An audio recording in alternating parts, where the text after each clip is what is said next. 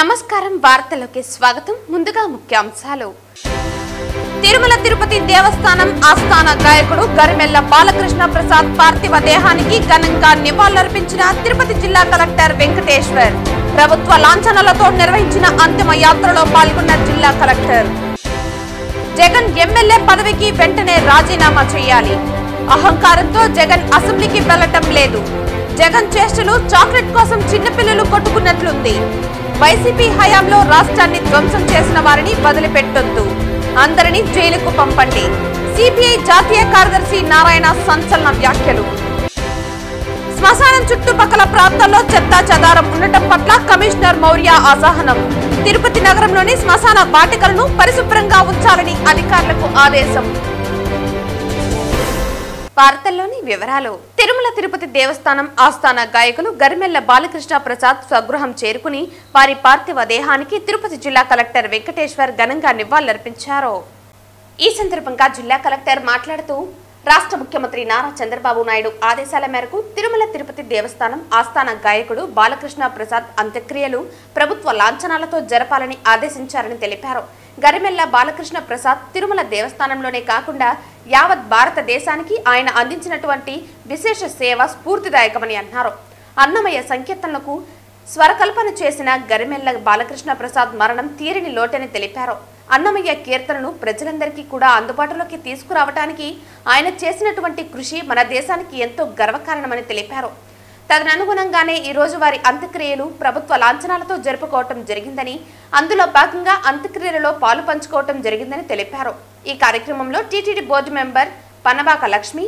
Tirupati RDO Rammohan chief PRO doctor Ravi Hindu ధర్మ ప్రచార పరిషత్ కార్యదర్శి శ్రీరామ్ రఘునాథ్ అన్నమాచార్య ప్రాజెక్టు సిబ్బంది కళాకారులు ఆస్థాన గాయకులు తదితరులు పాల్గొన్నారు మనకి గరిమెల్ల బాలకృష్ణ ప్రసాద్ గారు అంత్యక్రియలకి ఈరోజు ప్రభుత్వ లాంఛనాలతో జరుపుకోవడం జరుగుతుంది ఆయన మరణాంతరం ఆయన మరణ వార్త వినగానే రాష్ట్ర ప్రభుత్వం నుంచి గౌరవ ముఖ్యమంత్రి గారు ప్రభుత్వ లాంఛనాలతో అంత్యక్రియలు జరపాలని నాకు ఆదేశించున్నారు ఎందుకంటే ఆయన టీటీడీకే కాకుండా యావత్ భారతదేశానికి ఆయన అందించినటువంటి విశేష కృషి అన్నమయ్య కీర్తనలు అందరికీ సామాన్య ప్రజలందరికీ కూడా అందుబాటులోకి తీసుకురావడానికి ఆయన చేసినటువంటి కృషి మన దేశానికి కూడా ఎంతో గర్వకారణం దానికి అనుగుణంగానే ఈరోజు ఆయన అంత్యక్రియలు అంతా కూడా ప్రభుత్వ లాంఛనాలతో ఈరోజు జరుపుకోవడం జరుగుతుంది దాంట్లో భాగంగానే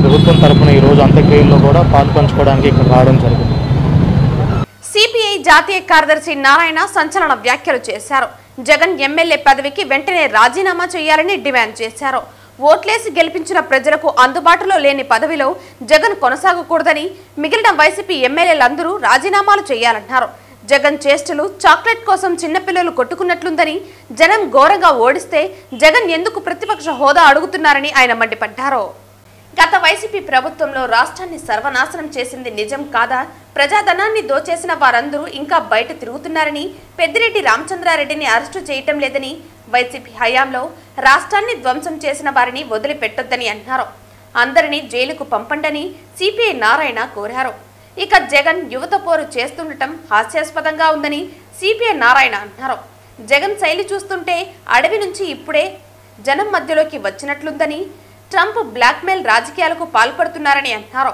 దేశ ఆత్మగౌరవాన్ని ట్రంప్కు నరేంద్ర మోదీ తాకట్టు పెట్టారని పేర్కొన్నారు మోదీ వ్యక్తిగత ఓట్లు తగ్గిపోయాయని పార్టీ బలం తగ్గిపోయిందని పేర్కొన్నారు ఆమ్ ఆద్మీ ఓటమికి మోదీ బ్లాక్మెయిలింగ్ ప్రధాన కారణమని చెప్పుకొచ్చారు ఆడవాళ్లు ఉత్పత్తి యంత్రాలు కాదు బిడ్డల్ని కనమని చెప్పడం మంచి పద్ధతి కాదన్నారు హిందీని బలవంతంగా దక్షిణాది రాష్ట్రాలపై రుద్దాలనుకోవటం మోదీ అహంకారానికి నిదర్శనమని నారాయణ వెల్లడించారు అందుకే చిన్న సమస్య అయినా సరే చిన్న పవన్ పెద్ద కర్త కొట్టాలని రేపటి నుంచి నిరవధిక దీక్ష అక్కడే కూర్చుంటాం నేను కూడా దాన్ని కూర్చుంటాం ఉంటే ఆ షాప్ ఉన్న పోవాలి లేకపోతే మమ్మల్ని జైల్లో పెట్టాలి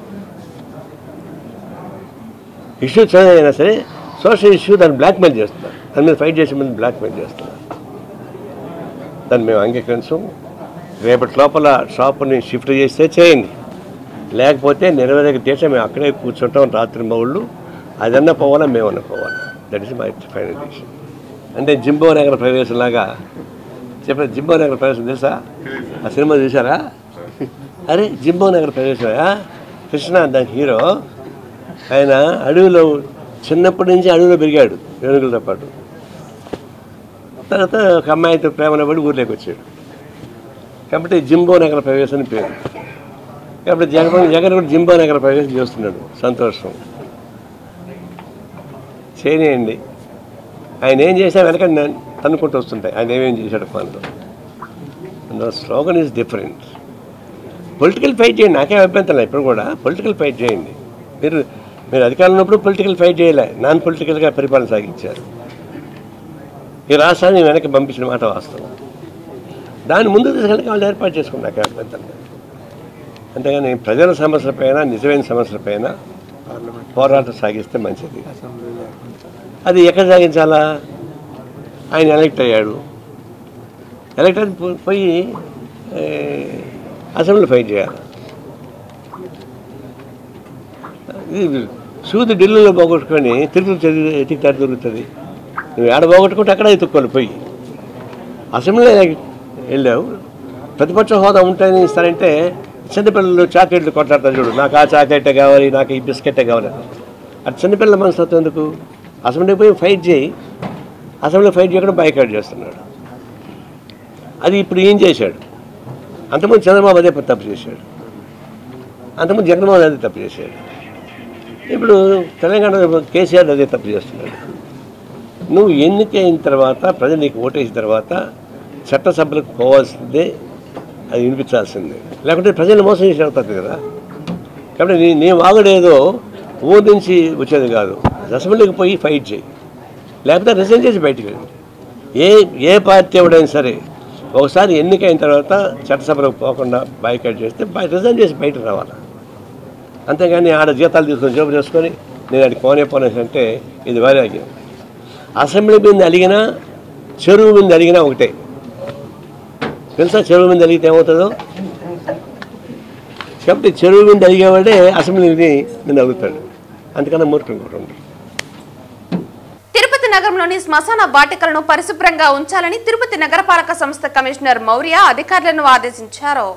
నగరపాలక సంస్థ 33వ వార్డులోని హరిశ్చంద్ర శ్మశాన వాటిక, ధోబీఘాట్, సుందరయ్య నగర్, స్కావెంజర్స్ కాలనీ తదితర ప్రాంతాల్లో హెల్త్, ఇంజనీరింగ్, టౌన్ ప్లానింగ్ అధికారులతో కలిసి కమిషనర్ పారిశుద్ధ్య పనులను పరిశీలించారు.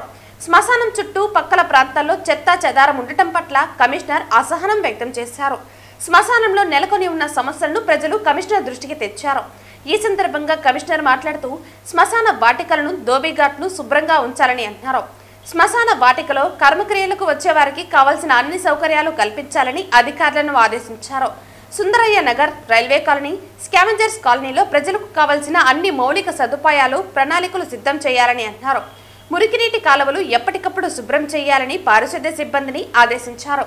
కమిషనర్ వెంట అదనపు commissioner Charan Tej Reddy, superintendent engineer Shyam Sundar, TUDA EE Ravindra, health officer doctor యువ అన్వేష్, డిఈలు రమణ, రాజు, రెవెన్యూ ఆఫీసర్ సేతుమాధవ్, ఏసీపీ మూర్తి, శానిటరీ సూపర్వైజర్ చెంచయ్య, సుమతి తదితరులు పాల్గొన్నారు. తిరుపతి జిల్లా చంద్రగిరి నియోజకవర్గం రామచంద్రాపురం మండలంలో భూ బకాసురులకు వాగులు, వంకలు ప్రభుత్వ భూములతో పనిలేదని, అది భూమిలో అయితే చాలు యథేచ్ఛగా కబ్జాలకు పాల్పడుతున్నారని అన్నారు. ప్రధాన రహదారికి ఆనుకుని ఉన్న వ్యవసాయ అవసరాలకు, రైతులకు నీరందించే కాలువలు అన్యాక్రాంతమైపోతున్నాయి. రామచంద్రాపురం మండలం రావిల్లవారిపల్లి పంచాయతీ లెక్కదాకులు కమ్మపల్లి అప్పలాయగుంట ప్రధాన రహదారి ఆనుకుని ఉన్న ఓ ప్రధాన కాలువను తనపల్లికి చెందిన ఓ రైతు తన పౌలీ ఫామ్ కోసం యథేచ్ఛగా ఆక్రమించుకున్నారు. వివరాల్లోకి వెళితే వర్షాకాలంలో యోగుల పర్వతం నుండి పడిన వర్షపు నీరు వడుసుల బంక ద్వారా వడమలపేట మండలం పత్తి పుత్తూరు పంచాయతీ అయ్యన్నగారి గ్రామంలో ఉన్న బాపన చెరువుకి నీరు చేరుతుంది. ఈ నీటి ద్వారానే సుమారు ఆ గ్రామంలో ఉన్న రైతులు వ్యవసాయం చేసుకుంటూ జీవనం సాగిస్తున్నారు. అయ్యన్నగారిపల్లి లెక్కలు దాఖలా కమ్మపల్లికి సంబంధించిన లెక్క దాఖలలో సుమారు 10 ఎకరాలపైన తనపల్లికి చెందిన ఓ రైతు కొనుగోలు చేశాడు.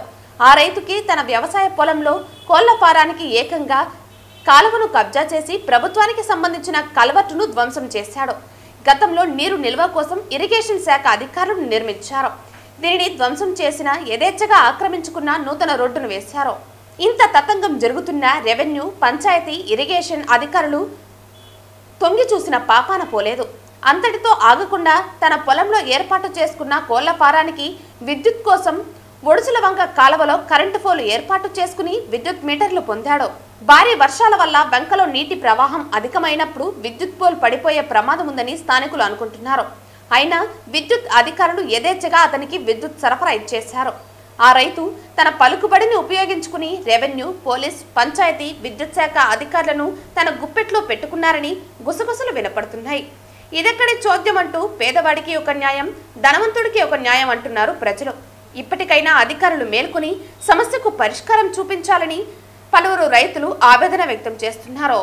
తిరుపతి రెవెన్యూ డివిజన్ ప్రాంతంలో కబ్జాలకు నిలయంగా మారిపోతున్నటువంటి పరిస్థితి కనిపిస్తా ఉంది. అయ్యన్న గారి చెరువుల దగ్గర నుంచి వంక, వాగు అని ఏమాత్రం లెక్క చేయకుండా ఆక్రమించుకొని ఆ రకంగా కలవట్లు పగలగొట్టేసి ఈరోజు చెరువుకు రావాల్సినటువంటి నీళ్లను కోళ్ల ఫారాలకు పంపించుకుంటా ఉంటే అధికారులు ఏమాత్రం కూడా పట్టించుకోకుండా నిస్సిగ్గుగా వ్యవహరించడం అనేది అత్యంత దుర్మార్గమైనటువంటి విషయం. ఆ కొండ నీళ్ళన్నీ కూడా చెరువులు నిండుకుంటా ఉంటాయి, చెరువుల నుంచి వాగులు నిండుతాయి, వాగుల నుంచి పంట పొలాలకు పచ్చదనానికి వెళ్తా ఉంటే అట్లాంటి చెరువులకు నీళ్లు పోకుండా ఉన్నటువంటి రామచంద్రాపురం ఏరియాలో ఉన్నటువంటి దాన్ని ఆ కలవర్టును పగలగొట్టేసి వాళ్ళ కోళ్ల ఫారాలకు నీళ్లు కావాలనో లేకపోతే వేరే దురుద్దేశంతోనో దాన్ని యథేచ్ఛగా ఆ కాలువనంతా కూడా పగలగొట్టేసి కలవర్టును పగలగొట్టేసి ఆ రకంగా ఆ నీళ్ళన్నింటినీ కూడా వాళ్ళ దగ్గరికి తీసుకొని పోవడం అనేది శోచనీయమైనటువంటి విషయం. తక్షణమే ఆ కలవర్టును రిపేర్ చేయించాలి. ఆ నీళ్లను అక్రమంగా తొలగించినటువంటి వ్యక్తి పైన క్రిమినల్ కేసులు నమోదు చేయాలని చెప్పని ఇది చట్టం కూడా చెప్తుంది.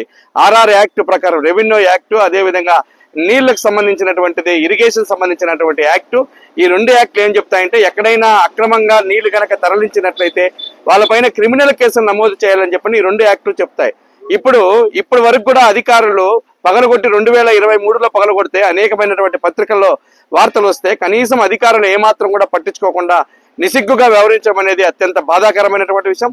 తక్షణమే అతనిపైన చర్యలు తీసుకోవాలా. ఎక్కడైతే కలవర్టును పగలగొట్టాడో దాన్ని రిపేర్ చేయించాల్సిన బాధ్యత కూడా అతనిపైనే ఉంది. కాబట్టి చర్య తీసుకోకపోతే సిపిఎం పార్టీగా ఆందోళన చేస్తామని చెప్పనని ఎండిఓ గారికి, ఎంఆర్ఓ గారికి హెచ్చరిక చేస్తున్నాం.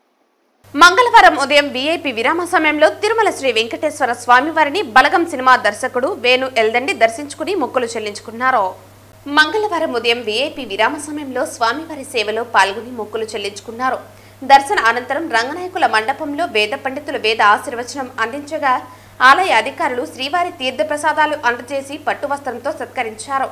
ఆలయం వెలుపల దర్శకుడు వేణు మీడియాతో మాట్లాడుతూ దర్శకత్వం వహించబోయే 2వ సినిమా త్వరలోనే ప్రారంభం కానుందని తెలిపారు.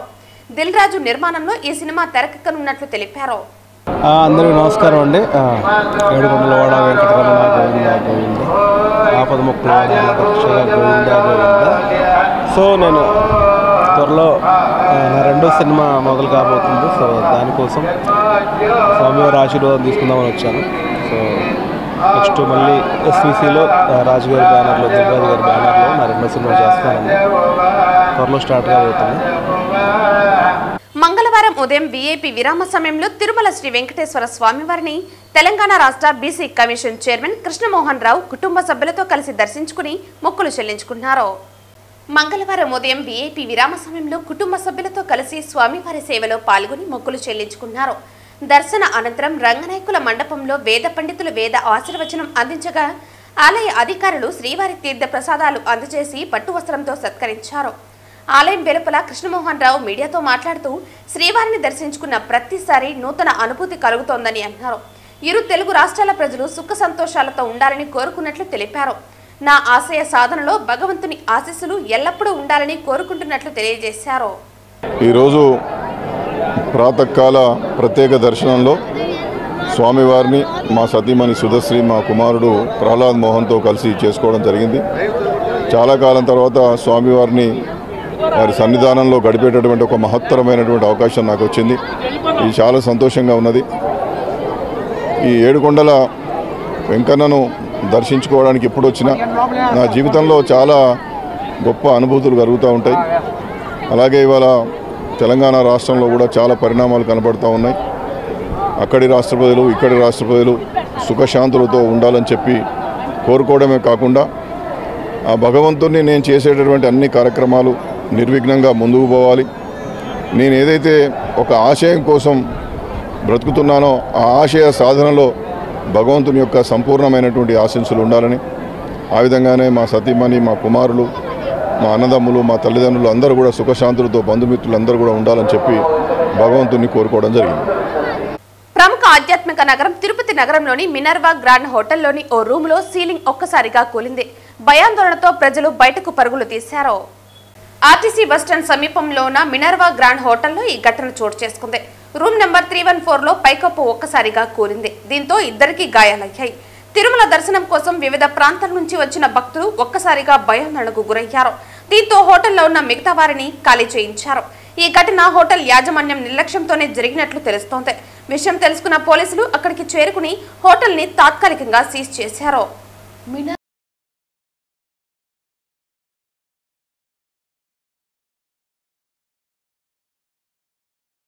తిరుపతి జిల్లా బాక్రాపేట అటవీ ప్రాంతంలోని దేవరకొండ మెయిన్ రోడ్డులో 32 ఎర్రచంద్రం దుంగలు ఒక మోటార్ సైకిల్, మరో లగేజీ వాహనం స్వాధీనం చేసుకుని ఇద్దరు స్మగ్లర్లను టాస్క్ ఫోర్స్ పోలీసులు అరెస్టు చేశారు. Task force head L Subbarayudu ప్రత్యేక కార్యాచరణ మేరకు టాస్క్ ఫోర్స్ ఎస్పీ శ్రీనివాస్ ఆదేశాల మేరకు డీఎస్పీ బాలిరెడ్డి మార్గనిర్దేశకత్వంలో ఆర్ఐ సాయి గిరిధర్ కు చెందిన టీంలోని ఆర్ఎస్ఐ కేఎస్కే లింగాధర్, స్థానిక ఎఫ్బిఓవై రాజేష్ కుమార్ తో కలిసి దేవరకొండ వైపు గల అటవీ ప్రాంతంలో కూబింగ్ చేపట్టారు. అయితే రాబడిన సమాచారం మేరకు తుమ్మచేనుపల్లి మట్టి రోడ్డు వద్దకు చేరుకోగా మోటార్ సైకిల్పై ఓ వ్యక్తి కనిపించాడు. ఆ వాహనాన్ని అనుసరించిన టాస్క్ ఫోర్స్ పోలీసులకు ఒక లగేజీ వాహనం కనిపించింది. ఆ వాహనాన్ని చుట్టుముట్టడంతో అందులోని స్మగ్లర్లు పారిపోయే ప్రయత్నం చేశారు. వారిని వెంబడించిన టాస్క్ ఫోర్స్ పోలీసులు వారిని పట్టుకోగలిగారు. లగేజీ వాహనం తనిఖీ చేయగా అందులో 32 ఎర్రచంద్రం దుంగలు లభించాయి. పట్టుబడిన వారిని ఉమ్మడి చిత్తూరు జిల్లాకు చెందిన వారిగా గుర్తించారు. ఎర్రచంద్రం దుంగలతో సహా వారిని Tirupati task force police station కు తరలించారు. పట్టుబడిన ఎర్రచంద్రం దుంగల విలువ సుమారు 40 లక్షలు ఉంటుందని అంచనా వేశారు. సిఐ సురేష్ కుమార్ కేసు నమోదు చేసుకుని దర్యాప్తు చేస్తున్నారు. ఈ నెల మార్చి 12వ తేదీన జిల్లా కేంద్రంలో తలపెట్టిన యువత పోరు కార్యక్రమానికి విద్యార్థులు, నాయకులు తరలి రావాలని కోరుతూ యువత పోరు పోస్టర్ ఆవిష్కరణ కార్యక్రమం నగిరి మున్సిపాలిటీ మరియు రూరల్ నాయకులతో నిర్వహించడం జరిగింది. మాజీ ముఖ్యమంత్రి వైఎస్ఆర్సీపీ అధ్యక్షులు జగన్మోహన్ రెడ్డి పిలుపు మేరకు నగిరి మాజీ మంత్రి రోజమ్మ విన్నపం మేరకు ఈ రోజు నగిరి వైఎస్ఆర్ కాంగ్రెస్ పార్టీ కార్యాలయంలో ఈ నెల మార్చి 12వ తేదీన జిల్లా కేంద్రంలో తలపెట్టిన యువత పోరు కార్యక్రమానికి విద్యార్థులు, నాయకులు తరలి రావాలని కోరుతూ యువత పోరు పోస్టర్ ఆవిష్కరణ కార్యక్రమం నగిరి మున్సిపాలిటీ మరియు రూరల్ నాయకులతో నిర్వహించడం జరిగింది. ఈ కార్యక్రమంలో మండల మరియు మున్సిపాలిటీ అధ్యక్షులు, municipality chairman, MPP, vice MPP, vice చైర్మన్లు, జిల్లా పార్టీ వైస్ ప్రెసిడెంట్, జిల్లా పార్టీ సభ్యులు, నియోజకవర్గ వైఎస్ఆర్సీపీ పార్టీ అనుబంధ విభాగ ప్రెసిడెంట్లు, కార్యవర్గ సభ్యులు, డైరెక్టర్లు, ఎంపీటీసీలు, కౌన్సిలర్లు, సర్పంచ్లు, నాయకులు, కార్యకర్తలు తదితరులు పాల్గొన్నారు. వార్తలు ముగించే ముందు ముఖ్యాంశాలు మరోసారి. తిరుమల తిరుపతి దేవస్థానం ఆస్థాన గాయకుడు గరిమెల్ల బాలకృష్ణ ప్రసాద్ పార్థివ దేహానికి ఘనంగా నివాళులర్పించిన తిరుపతి జిల్లా కలెక్టర్ వెంకటేశ్వర్. ప్రభుత్వ లాంఛనాలతో నిర్వహించిన అంతిమ యాత్రలో పాల్గొన్న జిల్లా కలెక్టర్. జగన్ ఎమ్మెల్యే పదవికి వెంటనే రాజీనామా చేయాలి. అహంకారంతో జగన్ అసెంబ్లీకి వెళ్లటం లేదు. జగన్ చేష్టలు చాక్లెట్ కోసం చిన్నపిల్లలు కొట్టుకున్నట్లుంది. వైసీపీ హయాంలో రాష్ట్రాన్ని ధ్వంసం చేసిన వారిని వదిలిపెట్టొద్దు. అందరినీ జైలుకు పంపండి. సిపిఐ జాతీయ కార్యదర్శి నారాయణ సంచలన వ్యాఖ్యలు. శ్మశానం చుట్టుపక్కల ప్రాంతాల్లో చెత్తా చెదారం ఉండటం పట్ల కమిషనర్ మౌర్య అసహనం. తిరుపతి నగరంలోని శ్మశాన వాటికలను పరిశుభ్రంగా ఉంచాలని అధికారులకు ఆదేశం. ఈ వార్తలు ఇంతటితో సమాప్తం. తిరిగి వార్తల్లో మళ్ళీ కలుద్దాం. అంతవరకు సెలవు. నమస్కారం.